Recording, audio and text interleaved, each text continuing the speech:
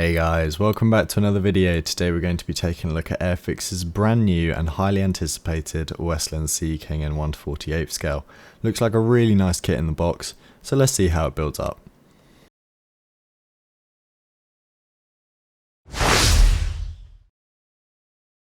This video was made possible by Jadland Toys and Models. They are a UK based company trusted by over 30,000 people. They offer a superb variety of stock, from the newest releases to the all-time greats, all at a very competitive price. Furthermore, they offer free tracks postage on all of your orders to ensure they get there quickly and securely.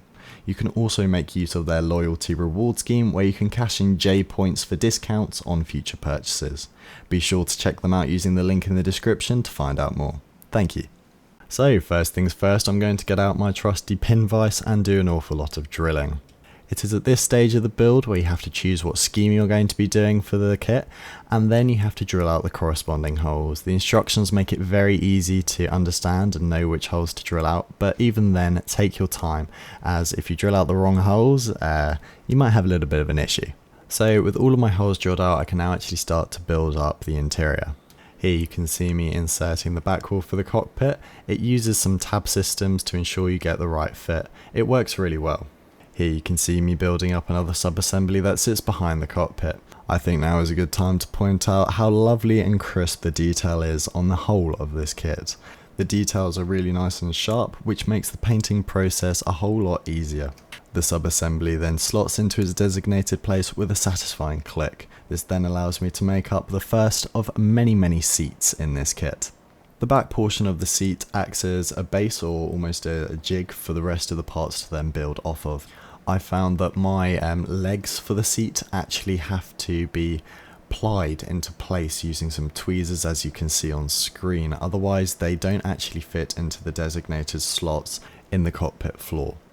A tip that I have for you is while your glue is still semi-wet and the plastic is still somewhat malleable, you should actually put the seat into the cockpit and mould it and move it into the correct position, as this will just make assembly later far easier.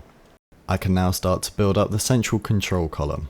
This features one or two sidewalls along with a top plate which features all of the details of the switches and dials. Fitment here is not an issue at all. It all slots together without any issues at all. You could almost get away with not using glue. That's how good it is. The kit has different instrument panels for different schemes, so this is another place to take your time and make sure you're using the right parts for your scheme. Moving on to another sub-assembly which is individual to the scheme. As I don't think I've mentioned it yet, I'm going to be building this as the HU5 variant, which I believe is Scheme C in the kit. So here I am building up the radar observation platform for the kit. It once again has some superb detail on it. You can really easily distinguish the different switches and dials, which is impressive from Airfix, as a couple of years ago they were kind of known for having some quite soft details, but it's great to see that they're making an improvement now. I think it's a good time to note that you can really see how many parts there are in each sub-assembly, which almost makes it feel like you're making a mini kit within a big kit, which I personally really like, as it just means you're never bored with any aspect of the kit.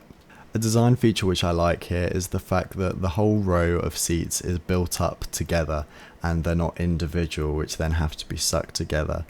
I think this is a really good balance between a simplistic enough design that avoids any fitment issues, but then also still has some nice quite complex elements which allows for a high level of detail. As you can see here, all of the sub-assembly is now ready to be primed, and I'm going to be using Ammo's one-shot primer in black. This gives me a brilliant base to do some black basing. So for the forward portion of the interior or the cockpit, it is actually a black. However, I thought that just looked a bit too plain for my liking, so I mixed up some NATO black and then mottled it in the middle of panels. This resulted in a black that had far more depth and far more visual interest. That was then masked off, and I used the exact same technique, however this time with Mr. Colour 31, which is a dark grey.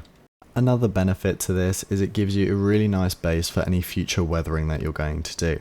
I like to use it a little bit like a guide, as if you use this method you will inevitably end up with darker patches around most of the panel lines, and this is where I personally like to build up a lot of my grime.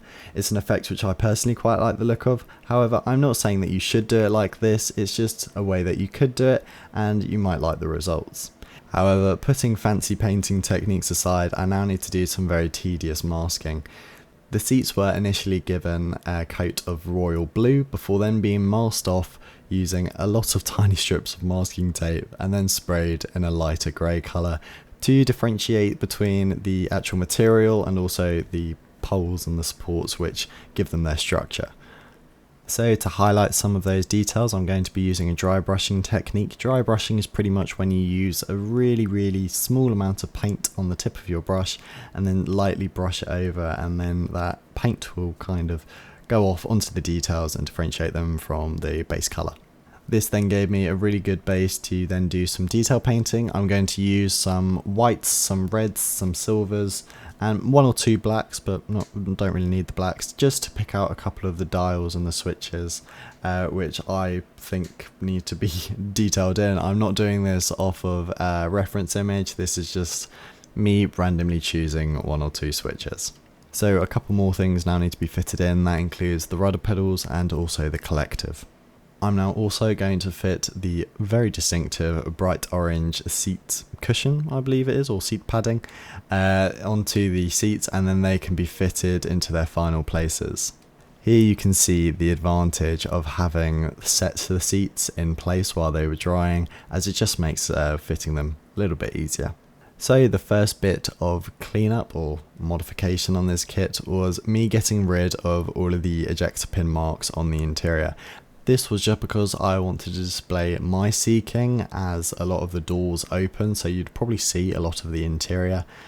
Because of this, I didn't want to risk you being able to see any of the ejector pin marks, and if you're doing the same, I recommend that you spend the 20 or 30 minutes getting rid of them. To fill in those ejector pin marks, I was using VMS super glue, letting it cure, and then I would sand it away. I'm now going to start bringing everything together. That includes the central control column along with the cyclic joysticks, I guess they are, or cyclic stick, and just starting to really populate the interior, ready for the weathering and trying to tie everything together. I didn't film every little sub-assembly being painted up, otherwise the video would have ended up being well over an hour long, so I hope that you can understand the reasoning for that. Here you can really see the importance of ensuring that all of your drilled out holes are the correct size and in the correct placement, otherwise it just won't go together correctly. So I'll reiterate what I said earlier, ensure you drill out the right holes. The seats went in really nicely, however be careful with them as they definitely feel quite fragile and I wouldn't want you to bend any of the legs. So with the final sub-assembly going in, this was pretty much the interior very basically painted up. It was now time to secure all of the work in using Mr. Colour GX100, which is a really nice and very glossy varnish. It gives you an incredibly glossy finish, it almost looks like glass. It's very cool. It is a brilliant base for putting down your decals as well. Here you can see me putting on the instrument panel decals. These are really crisply printed as well, and if you get them down correctly, it requires an awful lot of setting solution and solvents, but when you do get them down they look really convincing, and I think that's just down to how well they've been printed. So now I can do my favourite part, which is making everything look very dirty. As I mentioned earlier, I'm going to concentrate my dirt and grime build up around the panel lines, and this is done just by stippling some oil paint along the panel lines and then using my round head or blending brush to blend everything in and make it look a little less patchy. So the grime is built up using a wide variety of colours, from burnt umber colours all the way through to whites. I'm just trying to make visual interest, and speaking of visual interest, I'm using a white pen wash in the cockpit here to create a dusty effect.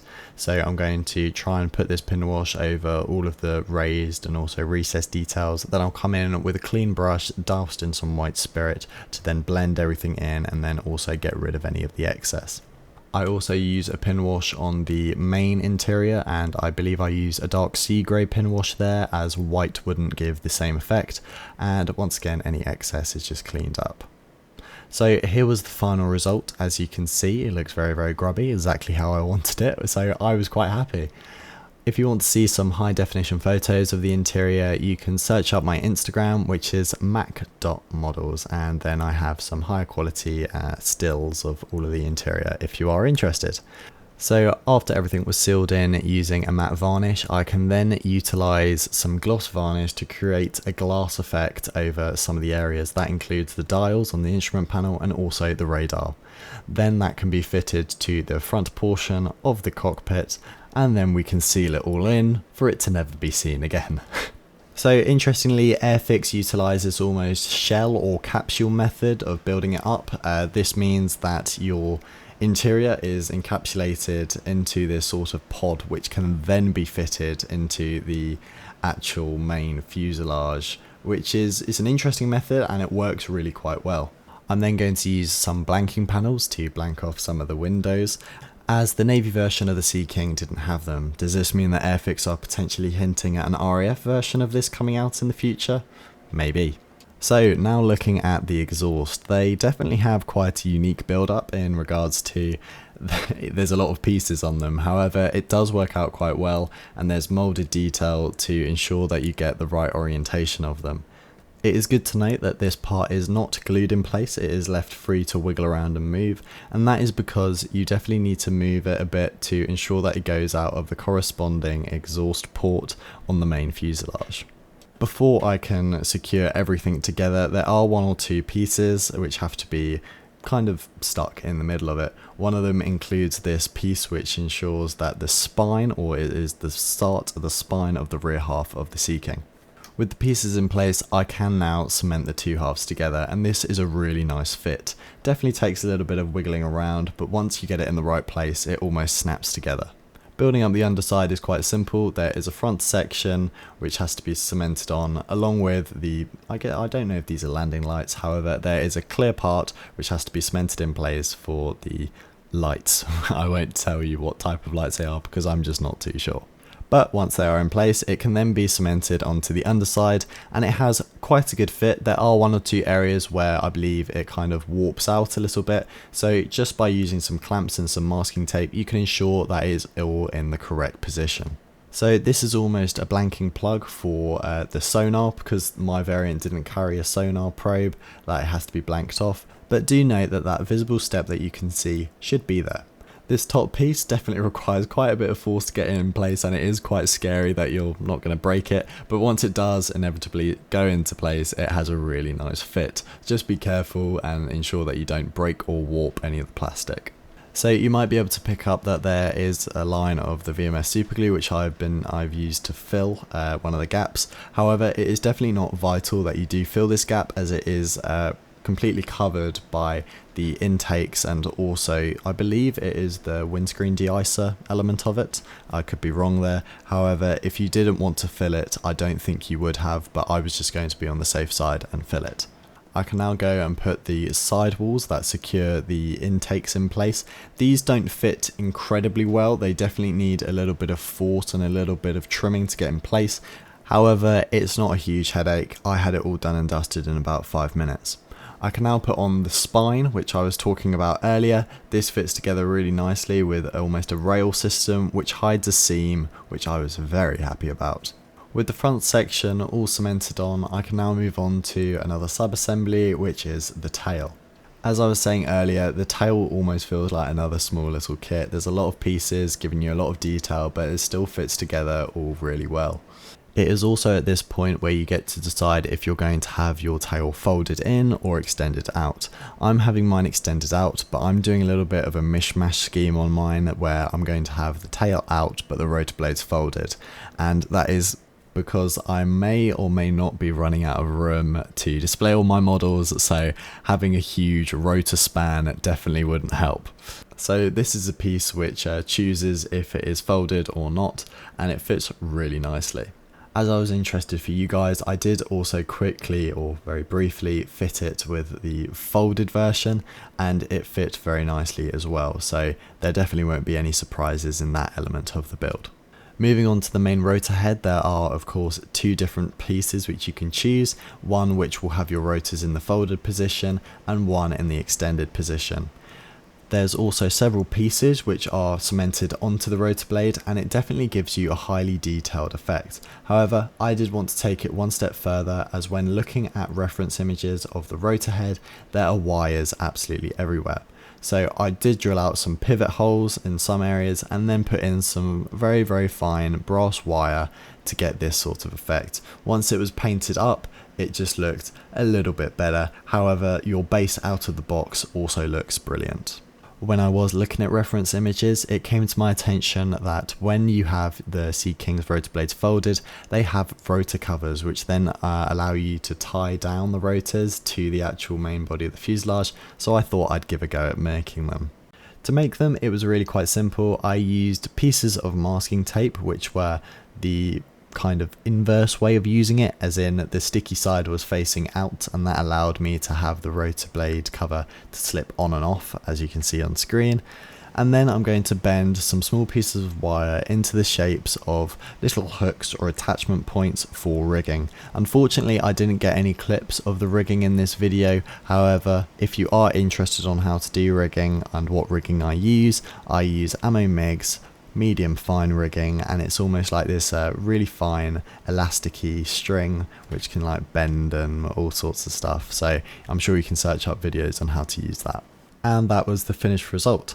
So I did also need a small area to attach the rigging to, so I also bent another small piece of wire, drilled out a hole and made a little hook. With my scratch building abilities pushed to the very limit, I was very happy to get back onto some sub-assemblies. Here you can see me building up the almost intake de-icing system that the Sea King has, and it almost just blows hot air over the windscreen to make sure that it doesn't ice up, so pretty cool design. So now looking at the main gear bays, they build up quite regularly, as in there is a main piece and then the sidewalls clip on using this almost jig system, so nothing really to report here except for they have some nice detail and they fit well. These can then go into the side pods, or maybe is a nacelle the correct word to say here? I'm not too sure, maybe someone could help me out there. But they go together really nicely and only require a small bit of filling and of course a bit of rescribing. The one small issue that I did have was with one particular piece, which will be coming up on screen around about now, and its fitment at the very edges. As you can see, it just leaves a bit of a gap, so I'm not too sure if my piece was slightly short shot or maybe it should be like that, but anyway, I did fill it in and it didn't really cause any other issues. Another thing that I really like about the design of these things is how rugged the attachment points are, you know, really nicely indented place into the fuselage, and just it gives you the ability to just chuck some super glue in there, which you know isn't going to go anywhere, and you just feel very secure with it. So I'm very happy to report that all of the glass actually fitted incredibly well. When I first initially saw that this kit was being released, the first thing that came to my head was, oh god, is the glass not going to fit well, because, you know, there is a lot of glass on helicopters on the whole, but Airfix have managed to pull it off, and it is a brilliant system to put together. As you can see, it just almost slots together. It's Tamiya-esque almost. Maybe that's a push, but it was very enjoyable to put together, and that's the main thing. So as there is so much glass, there was no chance that I was going to be able to personally mask it using just a toothpick, so I did pick up this mask set from CT scale models, and it fit incredibly well, and it even had a couple of bonus extra masks, like it replaced one of the Decals as a mask, and it also replaced or not replaced, but it also gave you some wheel masks. But with masks all put on, I can now prime the model. I'm once again going to be using Ammo MIG's one-shot primer, and then I'm going to start the painting process.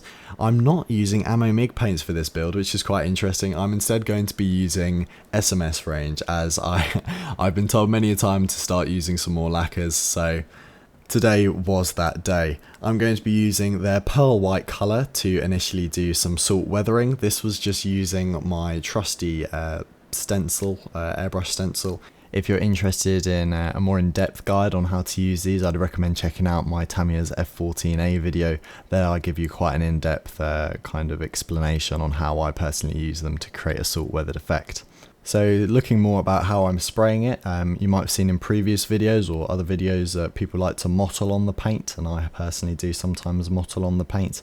However, here I'm trying to go for quite a uniform coat, as post shading is what I'm going to be using for this build. So here was the medium sea grey colour all sprayed on. I was very happy with how it looked, and the surface finish was quite nice and glossy, which I personally like. I always find that sometimes spraying with matte paint leaves you with some sometimes iffy finishes, but now I could get ready to mask off all of the signal red. Here you can see me using a mixture of some masking putty, which looks like almost Venom if you've seen that film. But onto the actual signal red, I was very tempted to base the actual where I was spraying in a white or a pink colour to give it a uniform effect. However, then I was thinking I'm probably going to have this quite weathered, so having a bit of tonal variation wouldn't be the end of the world. So then I could remove some of the masking tape, and then I also off camera remasked the side pods, and then they were also given a signal red coating. Here you can see me removing one of the masks that was supplied in the mask sets, which replaces the decal, and it worked really well. It then did give me the idea to see if I could replace any of the other decals as masks, and this is what I came up with. It was this decal which is meant to be by the exhaust portion of the aircraft, and I just used some tracing paper and transferred that onto some masking tape, and it gave me quite a good effect. I think it was definitely the better option. It might not be the perfect shape, however it reduces any chance of losing any of that detail, and also gives me the personal choice of colour which I think is most appropriate, as I thought the one on the decal looked a bit too light, so I opted for a darker sort of sea grey. So with everything masked and painted, here is what I was left with. This was my base as per se, and I was really happy with how all the colours came out. I thought the SMS paints worked absolutely brilliantly, and I was really happy with the colours of them as well. To then create a little bit of variation, I masked off a couple of the panels, and then I mixed up lighter shades of the signal red and also the medium sea grey. These are then sprayed very, very lightly and gives a sort of patchy and refurbished effect to the Sea King, which is what I was going for. As these aircraft did spend a lot of time out at the sea, you can imagine that they would definitely go through quite a few repairs, so a patchy effect helps me to sort of replicate that. I also wanted to go for a faded effect, so that is why I lightened the colours and not darkened them. When darkening colours, it usually gives the model a more rugged appearance and less faded. And this is what I was left with, a far less uniform looking surface, and definitely was a good base for the later weathering stages. So with all of the painting out of the way, I'm now going to go back to doing some sub-assemblies, specifically looking at the gears. The gears for this kit are really nice and rugged, which I was especially happy with just because this thing's got a bit of weight to it, so I was a little bit skeptical about would the gears be able to hold the weight, but they definitely can, so don't have any worries there. Here you can see me utilising some of the wheel hub masks for the gears. If you haven't used them before, I recommend trying them at least one point, purely because it gives you a really nice defined edge between the tyre and the wheel hub. These can now be super glued onto the corresponding location points, and they go together really nicely. Definitely nice and secure. It's good to note that the tail wheel can also be positioned in whatever orientation you feel fit. Definitely quite a nice feature. It's now time to start bringing a couple of my scratch built items together. So here I'm going to be using some of Ammo MIG's Ultra Glue to secure the rotor covers to the tips of the rotors. The Ultra Glue is pretty much like a super strong PVA glue that dries far quicker, and it dries clear and you don't have any messy muck up, which is what I quite like about it. I'm now trying to bring all of the sub-assemblies together so that they can be weathered and also varnished at the same time. Just means that I don't have to worry about potentially forgetting to weather certain aspects of the model. The final piece to go on was the tail rotor blade. This fits really nicely, but make sure you put it on the right way, as it's very easy to get mixed up. So I can now use Mr. Colour GX100 again to provide a nice base for all of my decals and weathering which is going to go on. Here you can see that super glossy finish which was also present in the interior. This will provide a really nice smooth base which will make it easy for me to move the decals around and ensure they get into the right place. For decal movement, I'm actually using these rubber or silicone headed brushes from Ammo MIG, and it makes it far easier to manipulate and move the decals around without damaging them. I did recently get a comment from someone who's watching the videos saying that my decal application technique was horrendous to say the least. So these definitely help to get the decals on far better, and I recommend picking up a pack if you do a lot of decal application, I guess. In regards to solvents and solutions for decals, I'm using Ammo MIG's Set and Fix and also solvent solution, and these worked really well to ensure that the decal conformed to all of the underlying rivet details, and there's a lot of them, so having quite a strong decal solvent is probably a good idea for this, but I'm sure something like Micro Set and Sol would work just as well.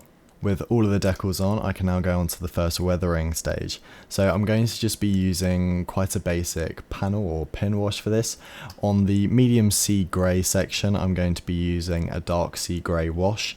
And on the signal red elements, I'm going to be using just a dark brown wash.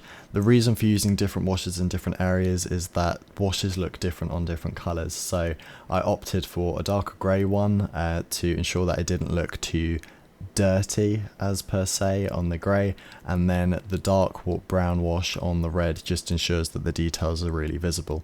Once the wash is dried, I can use a paper towel and just really slowly and gently rub off to ensure that all of the excess wash goes away, but there is still wash left in the actual details. So now time to do some concentrated grime. I'm going to be using an oil brusher here, and I believe this is Starship grime or filth, something like that, and what I'm going to be doing is just concentrating it in one or two areas. So I'll slowly dab some of it at the base of where I want it to be, then using a clean brush I will kind of direct it into the sort of shape and positioning that I would like it to display or be displayed, and then I'm just going to be using a round headed brush to blend everything in, as it looks a bit too streaky when I'm at this sort of stage, so a round headed brush just ensures that everything can be blended in correctly. I'm concentrating most of my grime off of reference images, so using reference images I'll see what parts of the model get the dirtiest, and then that is where I will choose to concentrate most of my grime. However, it seemed to me that a lot of the grime just builds up on quite high step and in between panel lines, so you can use a reference image or you can do it by your own imagination. It's up to you.